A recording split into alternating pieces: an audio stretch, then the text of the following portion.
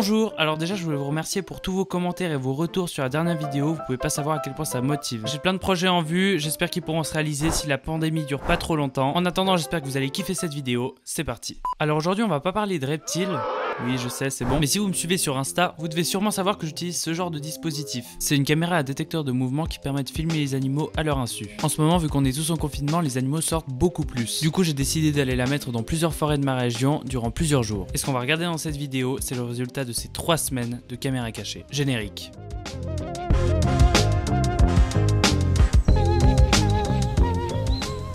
Alors tout d'abord, comment ça marche? Ce dispositif il est équipé d'un détecteur de mouvement, donc dès qu'il va s'enclencher, la caméra aussi. La seule différence avec la nuit, c'est que la caméra envoie des bonnes grosses lumières infrarouges.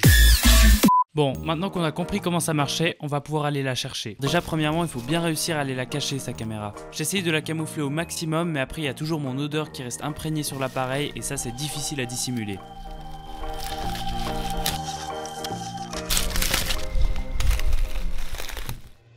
Alors du coup le piège a super bien marché, je suis hyper content du résultat, j'ai pu filmer plein d'espèces. Les animaux sont beaucoup plus tranquilles vu qu'on reste tous chez nous. Ah bah non en fait. Bon bah c'est pas grave, c'est parti pour la première vidéo. Alors pour la première vidéo, je suis vraiment très content parce que j'ai réussi à filmer une scène de chasse. Cet oiseau, c'est une buse variable. C'est un rapace, précisément de la famille des Accipitridae. Alors c'est une super bonne chasseuse grâce à sa très bonne vue et à ses grandes serres. Son alimentation principale, ce sont les rongeurs, les lézards et même d'autres oiseaux. Donc voilà, elle fait pas la difficile, c'est un peu le raptor des campagnes. Ce qui est vraiment super cool, c'est que si on éclaircit l'image, on la voit bien attraper la proie. Donc voilà, j'étais assez content de pouvoir avoir un oiseau et pas n'importe lequel. Quand même un oiseau bien badass. Et du coup on passe à la prochaine vidéo.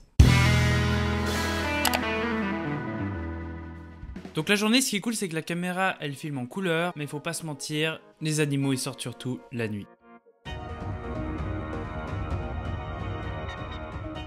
En fait, c'est quand l'humain il est pas là qu'il y a tout qui se passe. La majorité des vidéos ont été tournées de nuit grâce à mon appareil. Et c'est ce qui nous amène à notre deuxième animal, qui est un petit carnivore. Alors ça s'appelle une fouine, c'est un petit mammifère, qui est assez courant au final, mais qui est quand même très discret. Donc même si elle est choupinou-pinou, ça reste un carnassier, elle est vraiment pas là pour rigoler. Mais bon, elle peut aussi se nourrir de fruits ou de déchets humains. Mais la fouine elle a pas très bonne réputation parce qu'elle aime bien s'installer sous les toitures des maisons et tuer des poules, donc c'est pas terrible sur le CV. Donc voilà, c'est un animal que j'ai pu beaucoup filmer, je trouve hyper cool et super intéressant. Et même s'il est considéré pour certains comme nuisible, il faut quand même le respecter. Et tout de suite on passe à la troisième vidéo. Donc le prochain animal il est de la famille des canidés, comme nos chiens.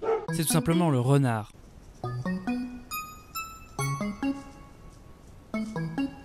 C'est de loin l'animal que j'ai le plus réussi à filmer. C'est un mammifère qui est pas forcément farouche et il a pas peur de s'approcher près des habitations. Donc en fait il adapte son alimentation en fonction des saisons. J'ai réussi à filmer plusieurs spécimens de jour comme de nuit et on peut bien constater que c'est un animal qui reste quand même vachement solitaire en dehors des périodes de reproduction. Il est principalement carnivore, alors il va aller surtout se nourrir de petits mammifères, d'oiseaux et même de poissons. Même s'il a un régime qui est très protéiné, de temps en temps il va aller gnaquer des petits fruits. Il est du genre vulpes comme le fennec ou le renard polaire, d'ailleurs c'est la plus grande espèce dans ce genre là. Du coup j'étais assez content d'avoir pu le filmer et le prochain animal il est tout aussi cool. Et du coup on passe à la prochaine vidéo.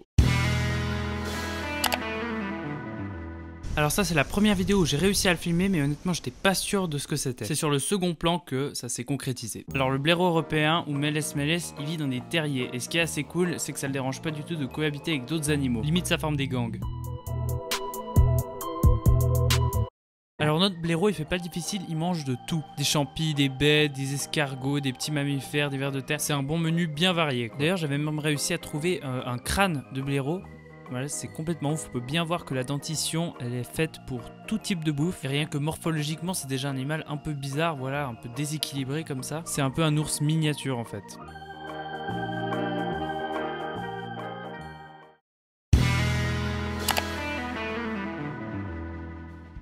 Alors là on s'attaque au dernier animal et c'est le plus grand que j'ai réussi à filmer. Alors déjà je voulais m'arrêter sur cette photo qui est clairement un mème. Non mais regardez-moi cette face. Alors le chevreuil c'est un animal de la même famille que le cerf. D'ailleurs la dimorphie sexuelle est hyper bien marquée chez cette espèce. C'est très simple. Le mâle qu'on appelle un brocard a des cornes et la femelle elle en possède pas. C'est de loin l'animal le plus intéressant à observer avec ce type de caméra parce qu'en nature c'est très difficile de le voir vu qu'il est très discret. J'ai pu filmer vraiment pas mal de spécimens de jour. Du coup ce qui rend l'image vraiment super belle avec de la couleur. Mais aussi de nuit. Parce que que c'est un animal qu'on peut plus facilement observer soit tôt le matin, soit en début de soirée. Alors ses prédateurs principaux ce sont les loups, les lynx et pour les petits même les sangliers. Parce qu'en fait la technique du faon c'est de rester tapissé dans les hautes herbes pour rester caché. Mais bon il est pas à l'abri de se faire knacker par un bon gros sanglier.